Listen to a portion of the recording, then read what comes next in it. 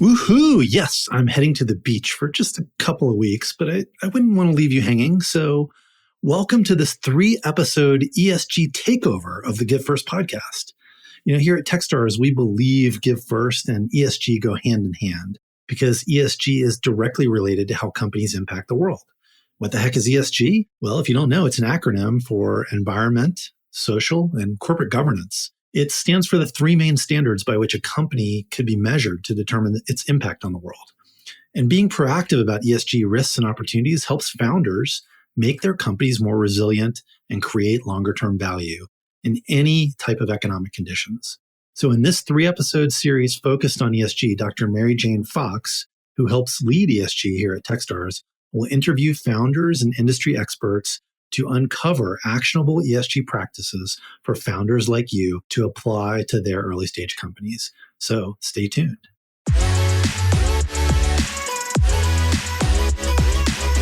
Hi, everyone. This is David Cohen, and I'm here with my amazing co-host, Brad Feld.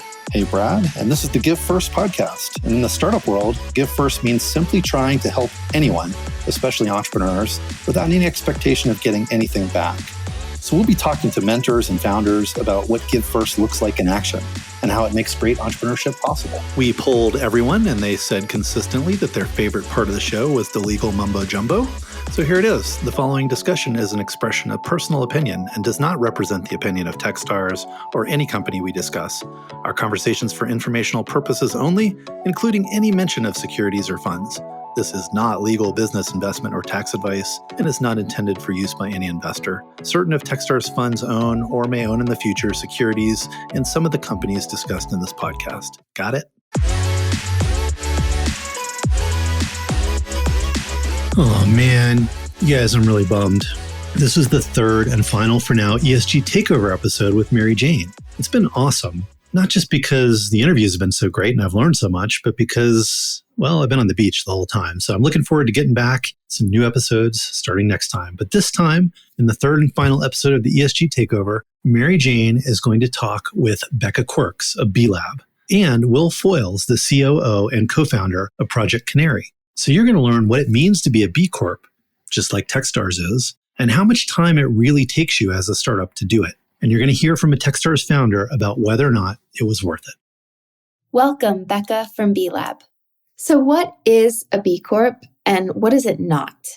Simply put, a B Corp is a certification for responsible businesses. It's like other certifications, fair trade or organic, but it's for a whole business. That means it looks into every aspect of how a business operates, both in its structure, but also in its environmental practices and also in how it treats its workers.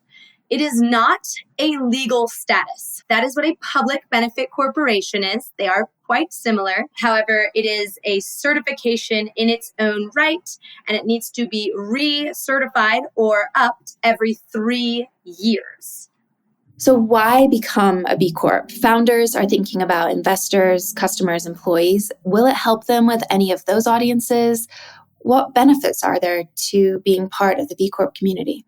So, short answer is yes, that becoming a B Corp does help founders when they're thinking about their investors, their customers, and employees. Very simply put, it is a great tool for any company owner, whether you're a founder, whether you're a CEO, to start to create a framework of how do you create impactful business changes? How do you create a business structure that is not just for profit and profit only, but is considering all of your stakeholders? So that is one huge benefit for founders, and that is very applicable to every different aspect of the business, whether that's speaking about your employees, so your marketing team being able to be really focused in on what it is that your company stands for, or your HR team understanding what are the policies that we need to embed to replicate this purpose that we say that we stand for. Or even your customer service reps to be able to speak to not just here's the outcome that we need to have, but here's an outcome that represents us as a company and what we stand for. So there's a way in which it is embedded very easily for workers. And so that's very beneficial for founders. Of course, that's then easier replicated and spoken to for the customer base to understand, hey, this company stands for these things. And here's how they're not just saying they do it, but here's how it's embedded in every aspect of their business. or investors, when they start to think about long-term sustainable business growth, inherently becoming a B corporation forces a founder to look at not just what are we accomplishing today, but what are we working to accomplish? The structure of the B Corp certification is that it looks at your past year of operations, but also what have you done since your last certification? And also, sidebar, every 3 years, the certification gets more rigorous. So every 3 years, if you're not improving these impact performances, then you're not going to be able to keep up. So it helps orient a founder to this longer term improvement growth mindset. And that is very appealing for investors to understand that this is how rigorous it is for a founder to undertake and also how deeply entrenched their purpose is. So for some other founders, they may actually find that the benefit of being part of the community or having certified is the thought leadership. Maybe from fellow B corporations that they are automatically able to have these more easy conversations, recognizing that they are coming from the same point of view and they have this very much common goal of improving what business looks like. So it might be that access to the thought leaderships of their fellow B corporations is enticing to them.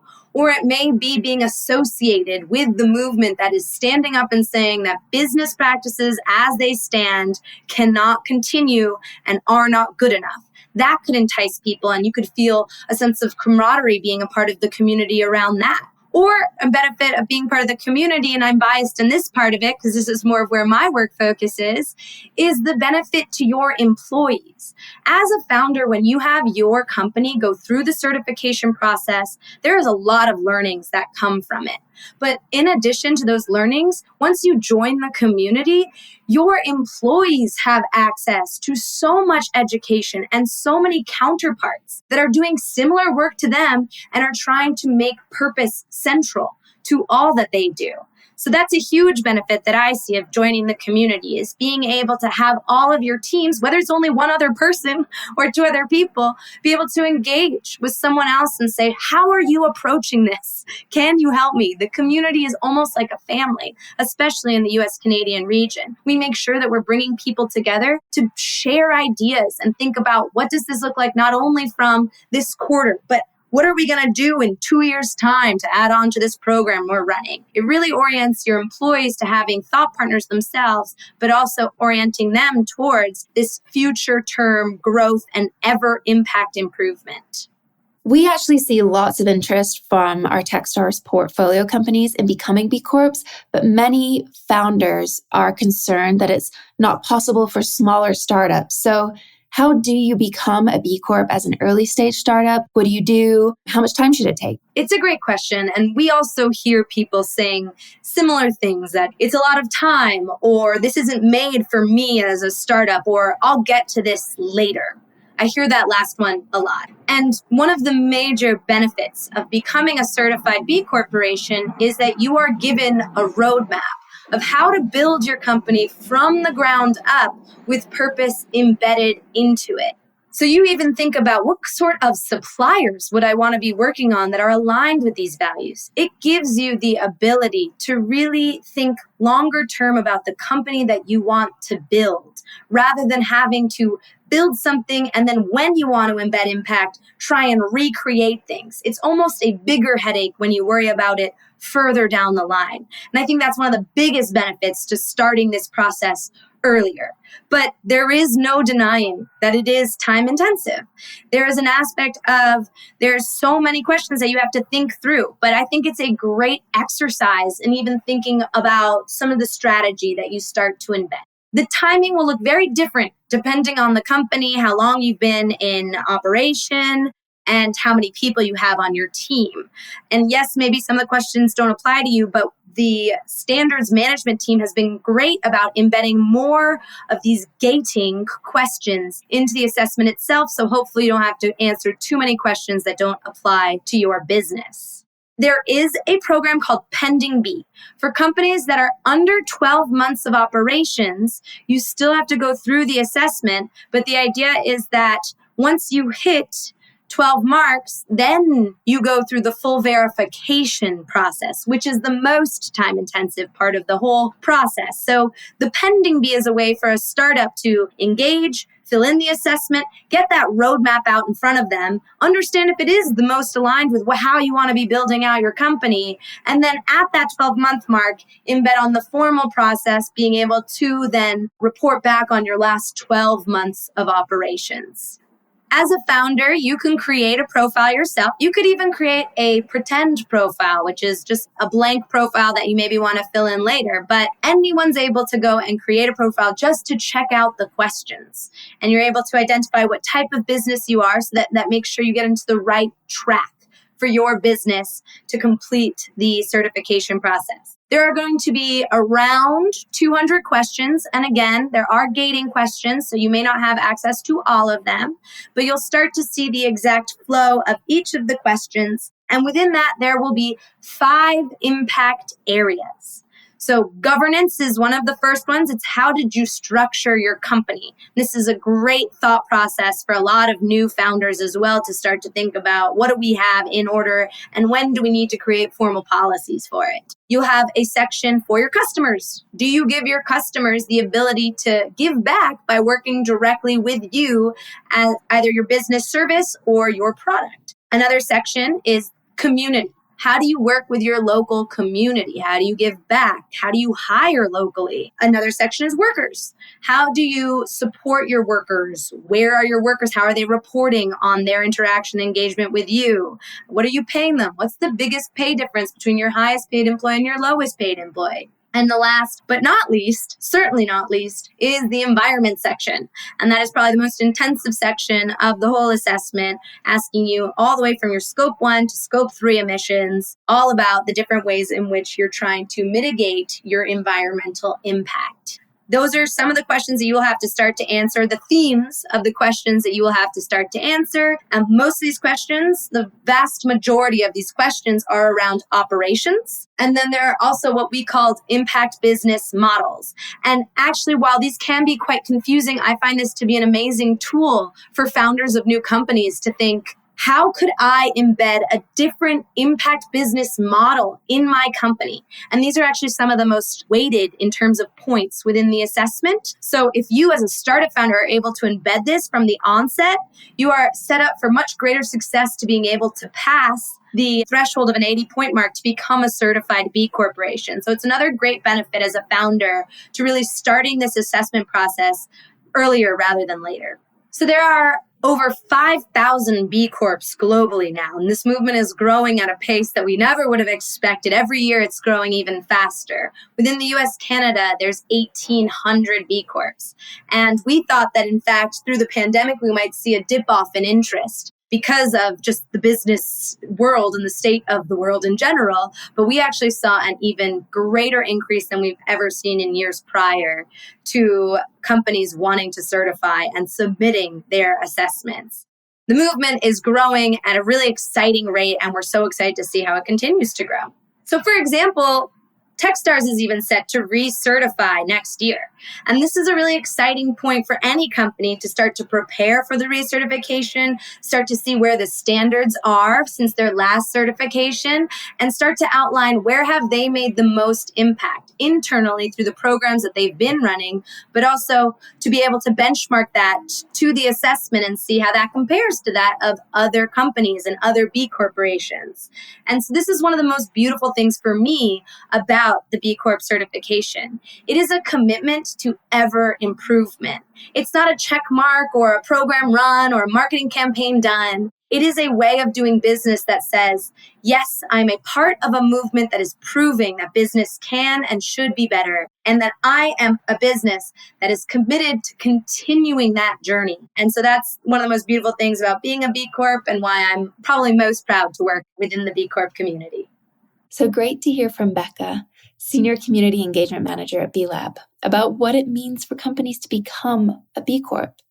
But now let's hear from a Techstars founder who has done this with their company. Will, COO of Project Canary, will give us a glimpse from the founder perspective about certifying as a B Corp. Will, before we jump into the ESG practice of being a B Corp, tell us about what Project Canary does. Yeah, Project Canary is a climate tech analytics company focused on accurate corporate climate ESG data for emissions-intensive industries. We're leaders of holistic environmental assessments for air, water, land, and community. We score responsible operations, delivering independent emissions profiles via high-fidelity continuous monitoring technology to provide actionable environmental performance data. What does this mean to unpack it? We actually measure greenhouse gases where the status quo has been to estimate them. What we know just about public literature, science, a lot of these estimates are not accurate. So we're out there driving at the truth across a variety of vectors, nothing more than emissions, things like methane and CO2 and nitrous oxide. Cool. And how's it going for y'all doing all that? Oh my God. It has been a crazy ride, to say the least. It's hectic. Honestly, at the beginning, people said to us, so wait a second, you want people to pay you to generate data that shows that they may have higher emissions than they've been telling to their investors? And we said, yes. They said, this sounds like a horrible idea. And you have hardware? Okay, you got to get out of my office. So it's been a hectic ride, but I think really it's creating value propositions for the companies to access capital markets, because a lot of folks in the public square are very doubtful of claims that companies are making. That doesn't mean that the companies are not telling the truth, but some are and some are not. And how do you separate that to allow the performers to unlock the benefits that positive environmental stewardship has? How's fundraising going for you? Great. Honestly, we just recently, a few months ago, closed at $111 million Series B, led by Insight Partners, also CPPIB, the Canadian Pension Fund is around, and then Brookfield as well. And it was also supported by our Series A investors, Energy Impact Partners and Quantum, who led our Series A. With that in mind, I wanted to ask, why did you decide to become a B Corp? Yeah, again, another really good question. Some people scratch their head. First of all, they're mystified by it. We decided to be a B Corp because our triple bottom line ethos means that Project Canary is committed to people, planet, and profit. And when I say that, it's really important to understand that, back to my original point, you're out there trying to generate accurate data that sometimes the people who are paying you may be like, they may ask you questions. And if you can set your true north as a company really on the sights of like, yes, we are going to have to make money because we are a for-profit business. But at the same time, if we go too far in that pursuit, we will drive the bus over the cliff. And so I find it very challenging to be B Corp in some ways, but it also is insulating, right? Meaning that like, shit, it's this other thing for us to keep in mind when we're out there performing business on a day-to-day basis, that you can't just go hog wild and try to give people the answer that they may want. You have to stay focused on the honest truth. And it really is a check on that every single day. What was the process like to become one? It is quite a bit of work. They at B Labs are very thorough. I remember they were asking all sorts of questions where I was like, wait, what? Really? And this was early days where we had like, I don't know, 6 of us. We were filling out all this information, putting together documents, all sorts of requests. Like, they are thorough. They ask things that you may not have thought about. But I actually think that's one of the things that is super helpful for things that you just assume on a day-to-day basis. But like, it brings it to the top, like, differential between the highest paid person and your lowest paid person. That delta is one of the metrics as it relates to the people and culture, among many, many others. But it causes you to sit there and think of like, that is important, right? Like being in the boat as much as you can be with everybody else. It really helps instill this culture as well. And you combine that with something like Techstars, Give First. It is a nice mashup together. And again, it's a lot to balance, but I think that balance is something that our society needs a lot right now. So you talked about balance as a potential benefit for your company of being a B Corp. So this idea of balancing, what have been any other potential benefits you've seen? Branding. So employees, right? So for us, they see us working with these very intense industries, emissions intensive or hazardous air pollutants, and helping them understand that we're not just here to give people the answer that they want. Like, this is empirical data. This is science. Like, we are after the truth. And by the way, that truth is really going to propel a solution to the problem much faster. Because right now, everything being obscured and one side saying that this is the number, another side saying that's the number, we're there as the referee. So I would say talent. I would say in a unique way, capital as well, right? It really brings out that you are committed to this as a cause, not just we're in it to make a ton of money. So it's just another layer, meaning if things don't go well in any given quarter, any given month, like this team is going to stick around because they truly believe in the mission. That's my viewpoint, at least. I'm sure there's some investors who are scratching their head like, what the hell is this B Corp stuff? But at the end of the day, I think it's just another layer of passion that it brings into the equation. Do you feel like you've got to talk about that when you've been talking to investors? Does B Corp come up?